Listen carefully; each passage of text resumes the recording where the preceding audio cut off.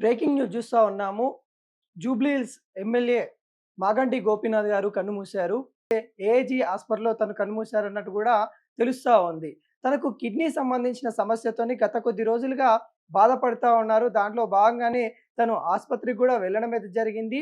తుది శ్వాస కూడా వెంటిలేటర్ పైనైతే వదిలారన్నట్టు కూడా తెలుస్తా ఉంది. బీఆర్ఎస్ పార్టీకి తీవ్ర విషాదం అని కూడా చెప్పుకోవచ్చు. ఇప్పటికే బీఆర్ఎస్ సంబంధించిన పలువురు రాజకీయవేత్తలైతే మరి ఏఐజీ ఆస్పత్రికైతే వెళ్తా ఉన్న తరుణమైతే కనబడతా ఉంది. ఈ వార్త తెలిసిన తర్వాత తెలంగాణ ముఖ్యమంత్రి యనుమల రేవంత్ రెడ్డి గారు కూడా నివాళులు అర్పించిన పరిస్థితి అయితే కనబడతా ఉంది. అదేవిధంగా తెలంగాణలో అంటే చురుకుదనంగా ఉండే ఎమ్మెల్యేల్లో కూడా మనం గోపీనాథ్ అని కూడా చెప్పుకోవచ్చు. తను హైదరాబాదు ఏదైతే అసెంబ్లీ స్థానాలున్నాయో వాటికి అధ్యక్షుడు కూడా తను ఉండడం అయితే జరిగింది. తన రాజకీయ ప్రస్తావన కూడా చూసుకున్నట్లయితే తను తెలుగుదేశం పార్టీలో నుండి అంటే తను తెలుగుదేశం పార్టీలో యువ నాయకుడిగా తనైతే రావడం అయితే జరిగింది. యువ నాయకుడిగా ఉండి యువజన పార్టీకి అంటే తెలుగు యువత పార్టీకి అయితే తను అధ్యక్ష కూడా తనైతే ఉండడం అయితే జరిగింది. తర్వాత తను రాజకీయంలో పూర్తి స్థాయిలో వచ్చిన తర్వాత కూడా తెలుగుదేశం నుండి 2 సార్లు ఎమ్మెల్యే అయ్యిండు. తర్వాత తెలంగాణ వచ్చిన తర్వాత 2014లో కూడా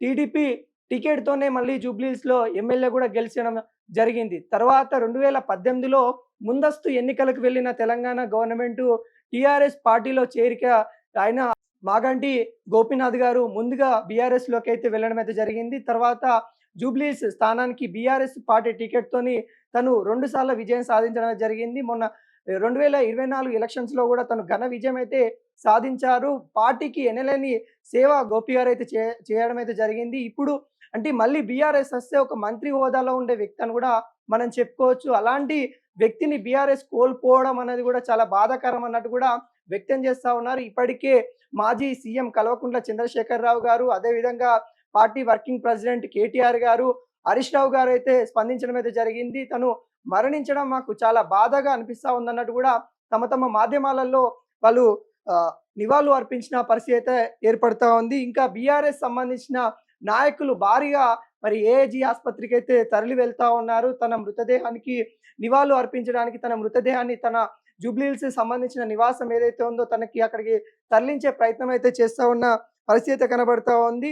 ఇంకా మాగంటి గోపీనాథ్‌కి సంబంధించిన ఫ్యామిలీ విషయానికి వెళ్తే తనకి 2 కుమార్తెలు, 1 కొడుకు కూడా ఉన్నారు. వాళ్ళు ఇప్పటికి కూడా మంచి ఉన్నత స్థానాల్లో ఉన్న పరిస్థితి కనబడతా ఉంది. వాళ్ళు ఉన్నత స్థానాల్లో ఉంచారని కూడా మనమైతే చెప్పుకోవచ్చు. వాళ్ళ కొడుకుని కూడా ఒక బిజినెస్‌కి సంబంధించిన దాంట్లో కూడా అగ్రగామిగా ఉన్నట్టు కూడా మనకైతే తెలుస్తా ఉంది. గోపీనాథ్ గారు అనేక సేవలు కూడా చేశారు. తనకి ట్రస్టులు కూడా తను నడిపిస్తా ఉన్న పరిస్థితి కనబడతా ఉంది. ఇప్పుడు తను మరణించడం అనేది కూడా తెలంగాణ ప్రజలు కొంత లాస్ అయినట్టుగా చెప్పుకుంటున్న తరుణమైతే మనకైతే కనిపిస్తా ఉంది.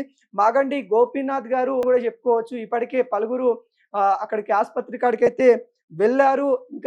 ఇంకా పూర్తి సమాచారం కూడా మనకి రావాలి. ఆస్పత్రి కాడ ఎటువంటి పరిస్థితులు నెలకొంది. ఇప్పటికైతే కొంతమంది వరకైతే అక్కడికి అవాయిడ్ చేస్తున్న పరిస్థితి కనబడుతుంది. ఎందుకంటే భారీ సంఖ్యలో వస్తా ఉన్నారు కాబట్టి ఎవరైతే ప్రజాప్రతినిధులు ఉంటారో ఎమ్మెల్యేలు, ఎంపీలు వాళ్ళని అక్కడికి అనుమతి అయితే ఇస్తా ఉన్నారు. భారీ స్థాయిలో అక్కడికైతే అంటే జూబ్లీహిల్స్‌కి సంబంధించిన నాయకులు భారీ స్థాయికి అయితే అక్కడికి వెళ్తా ఉన్న పరిస్థితి అయితే కనబడతా ఉంది.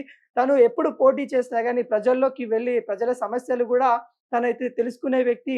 గతంలో కూడా తన మీద అనేక ఆరోపణలు కూడా వచ్చాయి. బీఆర్ఎస్ పార్టీ అధికారం కోల్పోయిన తర్వాత కూడా మాగంటి గోపీనాథ్ గారు కూడా కాంగ్రెస్ పార్టీలోకి వెళ్తా ఉన్నారు. అనేక ఆరోపణలు తన మీద అయితే రావడం అయితే జరిగింది. తను ప్రతిది కూడా ఖండించి నేను పార్టీకి కట్టుబడి ఉంటాను, బీఆర్ఎస్‌లోనే ఉంటాను అన్నట్టు కూడా తను వ్యక్తం చేసిన వ్యక్తులలో తనొకడని కూడా మనకు చెప్పొచ్చు. బీఆర్ఎస్ పార్టీలోనే తనుండి ఏ పార్టీలోకి చేంజ్ కాకుండా తన ప్రస్తావన కూడా చూసినట్లయితే 2 పార్టీలలో తన ప్రస్తావన అయితే కనబడుతుంది. ఒకటి తెలుగుదేశం పార్టీ, మరొకటి బీఆర్ఎస్ పార్టీ అన్నట్టు కూడా చెప్పొచ్చు. అంటే తన కట్టుబాట్లు ఏ విధంగా ఉంటాయి, తన సిద్ధాంతాలు ఏ విధంగా ఉంటాయో మనకి తెలిసిపోతా ఉంటుంది. ఏ ఆశకి గురి కాకుండా తన సిద్ధాంతాలు ఏవైతే ఉంటాయో వాటిని ఇంప్లిమెంట్ చేసుకుంటూ ముందుకు వెళ్తున్న వ్యక్తులలో మనకి మాగంటి గోపీనాథ్ గారు ఒకరని కూడా చెప్పుకోవచ్చు. తన మృతి పట్ల కూడా ఆత్మకి శాంతి చేకూరాలని కూడా కోరుకుంటా ఉన్నాం.